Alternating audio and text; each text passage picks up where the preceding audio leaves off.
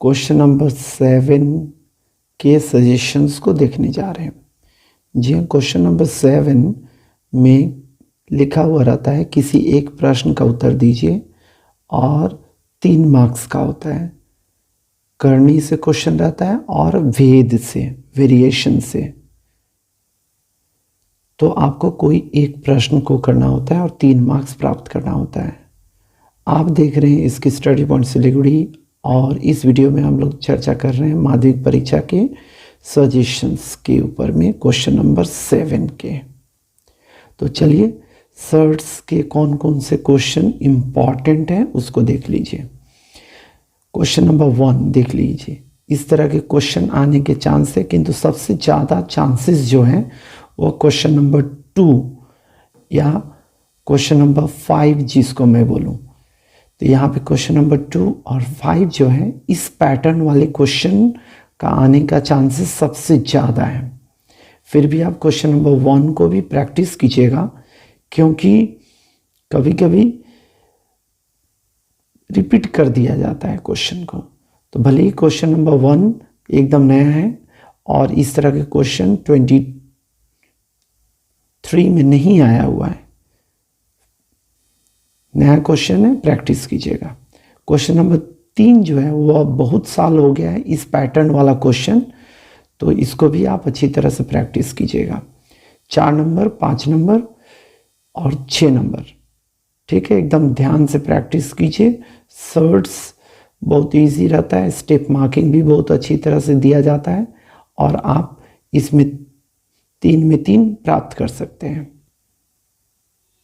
अगर अभी तक आप इसकी स्टडी पॉइंट सिलीगुड़ी के साथ नहीं जुड़े हैं तो आप अपने दोस्तों को बोलिए और इसकी स्टडी पॉइंट सिलीगुड़ी के साथ उनको भी जुड़ने के लिए बोलिए, सपोर्ट कीजिए इसकी स्टडी पॉइंट सिलीगुड़ी को। 9, 7, 8 के बच्चों को भी इसकी स्टडी पॉइंट सिलीगुड़ी को ज्वाइन करने के लिए प्रोत्साहित कीजिए। आगे बढ़ते हैं, क्वेश्चन नंबर 7 को देखिए। क्वेश्चन नंबर 7 थोड़ा सा चेंज किया हुआ है, आप देखिए ध्यान से। इस क्वेश्चन को भी सही से प्रैक्टिस कीजिएगा। क्वेश्चन नंबर 8 में देखिए यहाँ पे x³ y³ बाई xy तैयार हो जाएगा। उसके बाद में आपको मान निकालना पड़ेगा। इंपॉर्टेंट क्वेश्चन में आ जा रहा है। क्वेश्चन नंबर 9 देखिए, प्रैक्टिस कीजिए। √2/√3 को पहले बाहर निकाल लीजिए, फिर परिमेयकरण कीजिए या लसा निकाल के सॉल्व कीजिए। क्वेश्चन नंबर 10 एकदम टफ क्वेश्चन है, यूजुअली ऐसा क्वेश्चन नहीं आता है, फिर भी मुझे लगा कि इस तरह के क्वेश्चन भी एक बार आप लोगों को प्रैक्टिस करने के लिए बोलना चाहिए। तो चांसेस कम है, फिर भी बाकी के जितने भी क्वेश्चन हैं वेद के लिए उसको प्रैक्टिस कीजिएगा।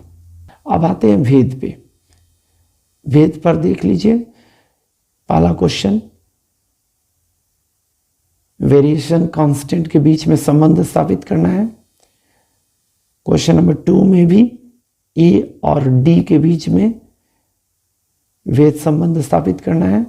और क्वेश्चन नंबर 3 जो है उसमें तीनों वेद स्थिरांक मतलब वेरिएशन कांस्टेंट को गुना करेंगे तीनों का, तो आपका उसका सॉल्यूशन निकलेगा 1। कैसे निकलेगा वह आपको सॉल्व करके देखना है। क्वेश्चन नंबर 1 जिस तरह से किए हैं उसी तरह से क्वेश्चन नंबर 3 को भी करना है।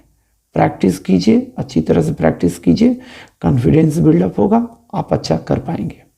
उम्मीद कर रहा हूँ ये सारे क्वेश्चंस इंपॉर्टेंट क्वेश्चंस हैं और आपको कॉमन मिलने की संभावनाएं बहुत ज़्यादा है। देख रहे हैं क्वेश्चन नंबर 4, जो मेरे हिसाब से भेद से अगर कोई क्वेश्चन आएगा तो 4 नंबर वाला जो क्वेश्चन है, क्वेश्चन नंबर इसी तरह का किसान, दीन और बीघा या जमीन पर बेस्ड किया हुआ, इस तरह के क्वेश्चन आने के चांसेस सबसे ज़्यादा लगता है।